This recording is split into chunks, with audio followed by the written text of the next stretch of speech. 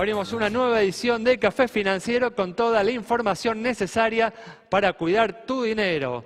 Hoy te vamos a brindar una información que tenés que tener presente cuando compras un electrodoméstico. ¿Cuál es el costo de extender la garantía original del fabricante y si conviene hacerlo? Vamos también a repasar lo sucedido en los mercados de capitales y en el último bloque vamos a analizar los hechos más destacados en materia económica de los últimos días con el economista Fabio Rodríguez. Quédate con nosotros. Tras el siguiente intervalo vamos a regresar con todos estos temas y vamos a responder como siempre hacemos a todas tus preguntas.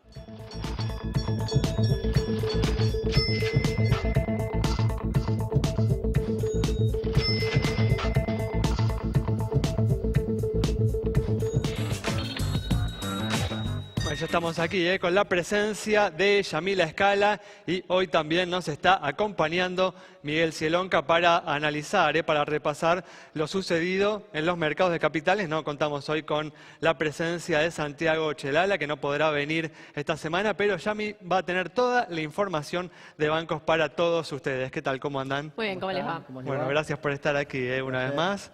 Bueno, vamos a arrancar con la información que tenemos para hoy. Vamos a arrancar hablando de temas económicos, porque esta semana se conoció la recaudación del mes de septiembre, la recaudación impositiva, con un aumento del 30%, ¿no? El incremento más importante interanual desde abril de este año. Un dato muy positivo, Miguel, teniendo en cuenta la mejora que han mostrado rubros como el IVA, ¿no? Que refleja justamente el comportamiento del consumo, de las ventas, lo que podría estar indicando que la economía está empezando a repuntar, ¿no? Tras haber tocado fondo en los meses anteriores. Totalmente, Alejandro. El número de recaudación de septiembre mostró un crecimiento de 30% año a año y un acumulado en 12 meses de 28%.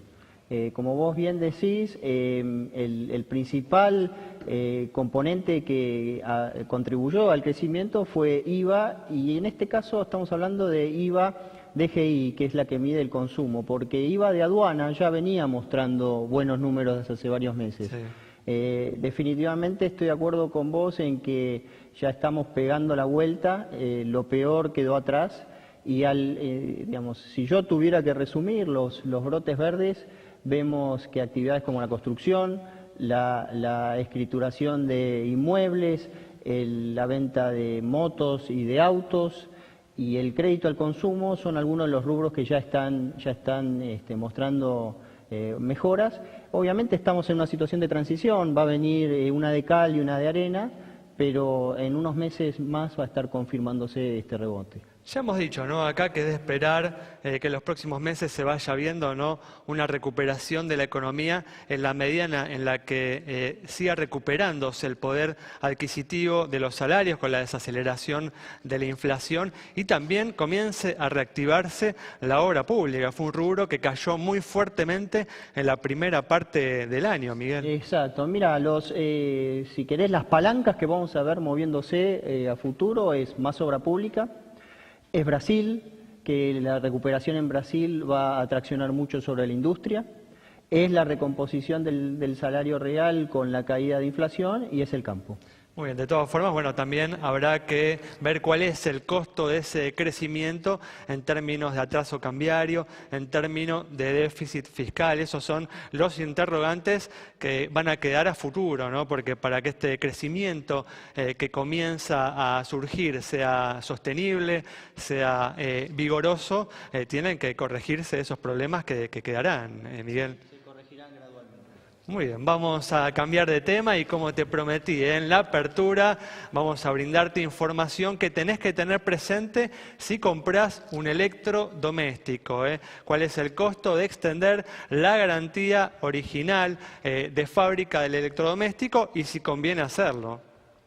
Y sí, tenemos que hablar de esto porque se lo van a ofrecer cuando compra un electrodoméstico, seguramente ya se lo ofrecieron y no supo qué hacer bien. ¿Por qué? Porque es algo que va más allá de lo obligatorio, de esa garantía que todos tenemos cuando compramos un producto de este tipo, especialmente los más grandes, los más caros, ¿sí? Que pueden tener algún problema y que por ley uno tiene que tener esa reparación asegurada. Ahora, un producto adicional que a ustedes le ofrecen, como les decía, se puede adquirir mismo en esas casas de electrodomésticos. Ahora, ¿qué pasa? ¿Cuánto sale? Bueno, acá les traemos un ejemplo, pero atención, porque es un producto que genera descontento, que no está del todo bien resuelto aún. Primero por su precio, la gente se queja de su alto costo, pero también por el tema de los plazos. Este producto rige una vez que venció esa garantía obligatoria tradicional, sí, la de todos los productos. Ahora bien, ahí pasaron 2, 3 años, el producto tiene algún problema y ¿estaba incluido o no estaba incluido? ¿Dónde está el papel del momento en que se generó la transacción? ¿Leyó el contrato? ¿Le dieron el contrato? ¿Pudo ir a su casa a leer lo que decía ese contrato y después volver a la casa de electrodomésticos para contratarlo si le interesaba? Bueno, todas esas interrogantes en realidad tienen que ver con los problemas que se generan a la hora de hacer valer esa garantía cuando uno tiene ese problema. Entonces, no vamos a demorar más. Esto es para una heladera de unos 9.999 pesos, ¿sí? A 3 años repasamos los costos: 1.496 para Marques, Frávega 1.527, Jumbo 1.752, Walmart 1.848, 1.850 Megatone, un poquito más arriba ya aún, Ribeiro 1.892, 1.954 Carrefour, Garbarino 1.999 y ya arriba de 2.000 pesos, 2.215 Rodó y Falabella 2.263, ¿sí? Ahora, si pasamos esta garantía a 5 años, ¿sí? Un periodo en el cual uno suele tener un problema desde ya con el electrodoméstico: Marques 2.496, 2.552 Ribeiro, Frávega 2.757, 2.878 Jumbo, Walmart 2.966.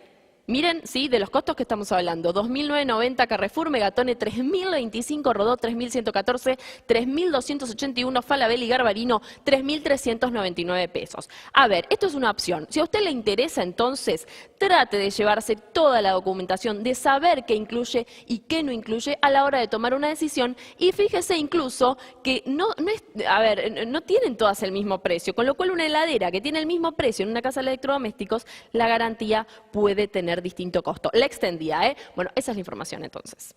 Muy importante destacar que el costo que veíamos ahí era el costo total de esa garantía. Muy bien, vamos a cambiar de tema y el Merval nos da noticias, por lo menos en estas últimas semanas nos da noticias todas las semanas, porque hoy mismo el Merval ha batido un nuevo récord. Miguel. Sí, efectivamente, Alejandro, televidentes, parió la chancha, finalmente tenemos nuevo récord, arriba de 17.000 el Merval, 17.060. Les recuerdo que el año empezó con un Merval de 11.700, así que ya el recorrido que tuvo acumulado es de un poco más del 45%. Bueno, ha vencido con creces a la inflación, que no ha sido baja. Y de hecho tuvo un bache a mediados de enero que coincidió con el mínimo del petróleo, donde estuvo abajo de 10.000, estuvo en 9.200. O sea que si hubiera centrado ahí, la ganancia hubiera sido aún mayor. Con la bola de cristal y el diario del lunes, hubieras ganado 80%. Notable, notable. Muy bien, los motivos de esta suba, Miguel. Mira, tiene que ver fundamentalmente con suba el petróleo, que eso está haciendo subir a las relacionadas del Merval en petróleo, y las energéticas, que se están recuperando de una caída que habían tenido unas semanas atrás por el tema de tarifas. Un tema importante quiero compartir con ustedes: el Merval este cuarto trimestre está compuesto por 23 compañías, entraron 8. Y con eso se logra una mejor diversificación de las industrias que están representadas en el índice. ¿Antes cuántas empresas eran? Eran 15, ¿sí? Entraron 8, entró Agrovetal, Carboclor, Central Costanera, Central Puerto, Celulosa, Minetti, Transener y algunos. Se logra un índice más representativo. Exactamente, ¿no? Se bajó lo que se llama la petróleo dependencia. Muy bien, perfecto. Bueno, con esta información cerramos este bloque. Quédate ahí, en instantes estamos nuevamente con vos.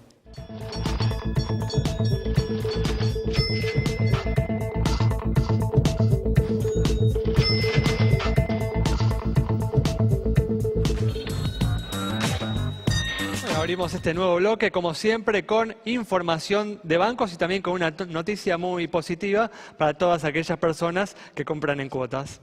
Así es, porque siguen las 12 cuotas sin interés, sumando juguetes y juegos de mesa. Así que las fiestas, por ejemplo, los regalos van a estar alcanzados por este sistema de cuotas de jueves a domingo en los comercios que están adheridos, que incluyen un montón de productos. Es que usted va a poder seguir pagando de esa manera lo que prefiera comprar. 31 de enero de 2017 es el plazo, pero eso se puede prorrogar, así que puede seguramente seguir el sistema. Mientras tanto, como siempre, los números en pantalla de las consultas que nos hacen, en este caso los datos sobre bancos, ¿sí? ¿Y a dónde nos hacen las consultas?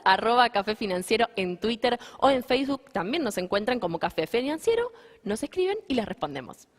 Bueno, en las últimas semanas, diversos sindicatos vienen reclamando una reapertura de las negociaciones salariales para recuperar el poder adquisitivo perdido frente a la inflación.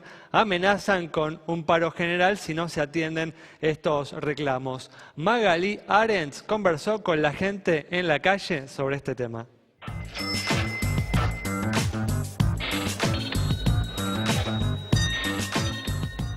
Café Financiero le preguntó a los trabajadores si creen necesario el reclamo de la reapertura de las paritarias y si es justificada la medida de fuerza de un paro general, por ejemplo, para que el gobierno los atienda. ¿Está de acuerdo con que se reabran las discusiones salariales? Creería que sí, es un tema que se tiene que ver siempre, eso más para los empleados hoy en día. Definitivamente, no hay tanta inflación como antes, pero todos los precios suben, así que los sueldos no alcanzan. Sí, creo que sí. A esta altura de año tendría que haber un nuevo ajuste. El gobierno argumenta que en los últimos meses hubo un cese en la inflación. Sí, hay desaceleración, pero hay un acumulado de una inflación grande y hay pérdida de poder adquisitivo.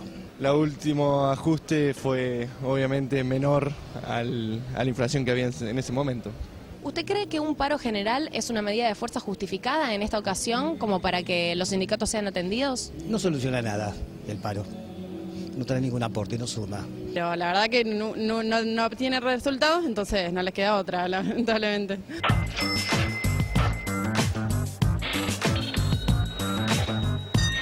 Resulta indudable, ¿no?, que este año los trabajadores vienen sufriendo una pérdida en el poder adquisitivo de los salarios frente a la inflación, ¿no? Pero también hay que entender que la economía estuvo muy mal manejada en los últimos años, requería una corrección y todos estamos perdiendo justamente algo a lo largo de este año.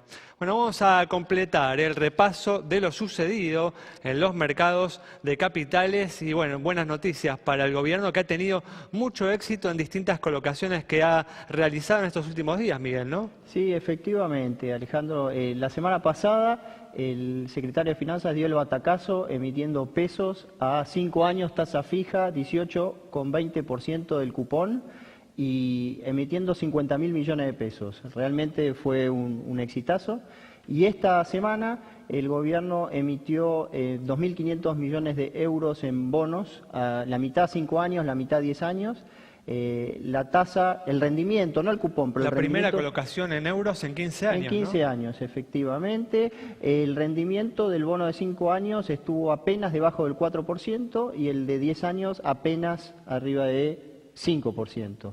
Con estas emisiones el gobierno acaba de completar todo el financiamiento necesario para este año y de hecho ya comenzó a prefinanciar el año que viene, de manera que una buena semana en ese sentido. Bueno, se sigue encontrando mucho apetito para las colocaciones de deuda argentinas. Bueno, vamos a cerrar, como hacemos siempre, este bloque brindándote información sobre las compañías de seguros y siempre alguna noticia más. Así es, de nuevo, las consultas que nos hiciste, en este caso sobre tu compañía de seguro, la puedes encontrar más abajo mientras hablo. Y acá, miren, esto les quería contar, un correctivo, esto en el centro de Tucumán, ¿sí? A los infractores que andaban con el celular mientras manejaban, que no se habían puesto el cinturón de seguridad, bueno, les hacían notar el error de esta manera y les decían cómo tenían que manejarse, nada más ni nada menos que en la calle con su vehículo o incluso cruzando, ¿eh? Bueno, muy importante, una medida que a la ciudad de Buenos Aires no llegó, pero nunca se sabe. En fin, @Café Financiero, les repito las redes sociales, en Facebook también Café Financiero, nos escriben, les prometo que les contestamos. Bueno, vamos a hacer con esta información un corte, quédate con nosotros, al regreso vamos a estar dialogando con el economista Fabio Rodríguez y analizando las principales noticias económicas de estos últimos días.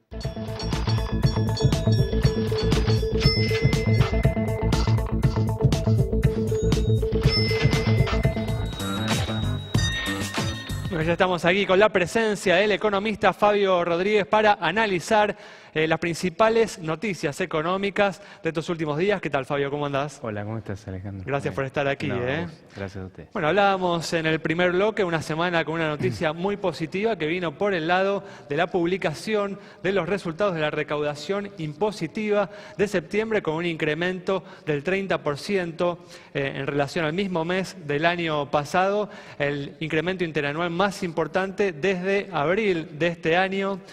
Fabio, ¿crees que este dato está indicando que lo peor de la recesión ya pasó y que podemos esperar una recuperación de la economía en los próximos meses? Hay un conjunto de indicadores, pero que son mixtos, ¿no? Algunos que vienen bien, algunos que vienen mal. La recaudación se leyó bien en ese sentido, achicó la brecha con la inflación interanual, que está en torno al 40%, y específicamente tributos ligados más al nivel de actividad, como el impuesto al cheque y el IVA DGI, más cerca de la inflación. Insisto, en un contexto donde hay indicadores mixtos, que algunos que siguen viniendo mal o recortan caídas y otros que empiezan a mostrar algún brote verde, como se dice, pero todavía en un tercer trimestre que va a ser recesivo, quizá un poco menos que el segundo, pero en ese contexto, ¿no? Sí, desde ya digamos que incluso este indicador de recaudación tributaria está mostrando todavía un efecto de la recesión, porque todavía tenemos un aumento de la recaudación que está por debajo de la inflación. Casi 10 puntos, exactamente. Pero, bueno, estamos justamente dejando atrás el peor trimestre, que yo creo que fue el segundo, y transitando un tercero donde todavía la mejora quizá en algunos indicadores va a ser, como se dice, más estadística, pero que no va a llegar todavía al bolsillo de la gente. Por supuesto que va a depender de cosas que ustedes hablaban en el anterior bloque, cómo vendrán segundas rondas de paritaria, cuán rápido sigue el tema de pago a jubilados, o sea, medidas que puedan volcar demanda y más consumo a la calle para que obviamente un montón de empresas, de pymes y demás empiecen a ver mejorado su clima de actividad. Pero paciencia, yo creo que va a ser todavía un tercer trimestre con tonos más recesivos, donde sí el gobierno me parece que está recolectando mejores frutos es en la inflación, ¿no? En estas dos urgencias que hay, que es inflación y nivel de actividad, las mejores noticias o donde podemos ser un poco más asertivos, más contundentes, es con el tema de inflación. Pero que también vienen conectadas, ¿no? Porque de alguna manera, en la medida en la que la inflación se desacelera y van concretándose, ¿no?, los aumentos salariales, empieza a haber una mejora del poder adquisitivo de los salarios y una mejora del consumo, ¿no? Por supuesto, cada peso adicional va a rendir más en un contexto donde, yo digo, la escalera de la inflación parece que fue 4, 2, y ahora estamos tratando de buscar algo entre 1 y 2, o sea, dejando atrás ya los peores meses de 4 y pico. Ha pasado la incertidumbre del problema tarifario, afortunadamente ese tema está encontrando un cauce, que eso tenía muy mal, por supuesto, la gente y a la población, entonces falta desde ya, pero es donde creo que empieza a haber un poco más de credibilidad sobre las acciones que toma el Banco Central respecto a llevar la inflación, inclusive el año que viene, ya anunciando metas de inflación entre 12 y 17% para el 2017, ¿no? Sí, antes de ir a ese tema, ¿cuándo estás esperando que esta recesión, que cada vez es menos profunda, se transforme en crecimiento económico? Para que la economía esté creciendo respecto a un año atrás, vamos a tener que esperar hasta diciembre, enero del 2017, o sea, con cifras interanuales positivas. En el último trimestre vamos a ver que contra los meses anteriores vamos a estar mejor, pero todavía interanualmente cayendo. Es importante ver que también los meses pasados comparamos la economía con la parte más dinámica de la economía del año pasado. Tal cual. Pleno boom electoral con muchas medidas de aliento a la economía.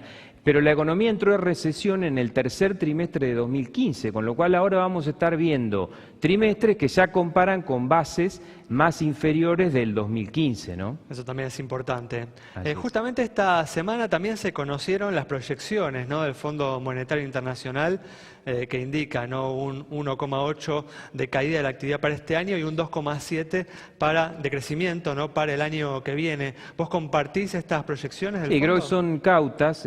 Nosotros estamos viendo un 2017 arriba de 3,5%, entre 3,7, 3,8.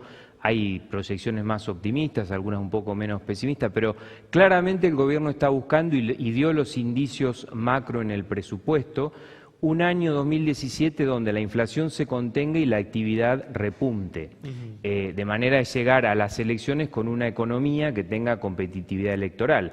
Y lo que más siente la gente a la hora de votar es cómo está la inflación y cómo está, por supuesto, la actividad y el mercado laboral, que es una combinación de cómo están esos otros dos temas. En eso es la apuesta que tiene el presupuesto, postergando algunas cuestiones que son quizás más importantes en el mediano plazo. Como el déficit fiscal, ¿no? Sí, varias cosas. Yo diría, es una apuesta a decir, bueno, endeudémonos, dejemos los frentes externos, esos famosos déficits gemelos que los tenemos y en cifras importantes, más que nada en lo fiscal. También te estás refiriendo también al atraso cambiario, ¿no? Exacto, que es el atraso cambiario, el déficit preocupa. fiscal y el déficit de las cuentas externas. Bueno, lo vamos a seguir cubriendo con endeudamiento en un mundo muy líquido, con tasas de interés muy bajas. Ustedes hablaban del éxito financiero que está teniendo el gobierno con las emisiones. Sí. Bueno, la tentación que tienen es seguir con eso hasta pasar las elecciones. Acá hay que sí hacer alguna suerte de llamado de atención. Se puede hacer, no es nada terrible un año más, pero me parece que tenemos que tomar nota que en Argentina somos expertos en arrancar, ¿no? En materia de crecimiento, de estar muy mal, arrancar y crecer quizás 3, 4%. Lo que tenemos que aprender es a mantener. Y para mantener tenemos que hablar de estos temas, ¿no? Cómo corregimos esos desequilibrios, ¿no? Porque te preocupa esta decisión estratégica del gobierno de cara al futuro, ¿no? Como que te preocupa que la Argentina entre en un ciclo de endeudamiento explosivo. Sí me preocupa, no porque esté indicando que va a entrar en un ciclo de endeudamiento explosivo, la deuda con el sector privado, con tenedores de deuda privada es muy baja, pero se va a duplicar en 2 años, va a pasar de 12 a 25 aproximadamente, entre 2015 y 2017. Además también, Fabio, la pregunta es, ¿no? O sea, vamos a llegar posiblemente a finales del año que viene con los indicadores clave de la economía, como por ahí la competitividad, el tema del déficit fiscal, muy parecidos a la situación en la que se encontraban a fines del año pasado. Entonces, en 2 años no vamos a haber hecho la tarea. El déficit ¿no? fiscal va a ser peor. 2016-2017 el dato es peor que 2015.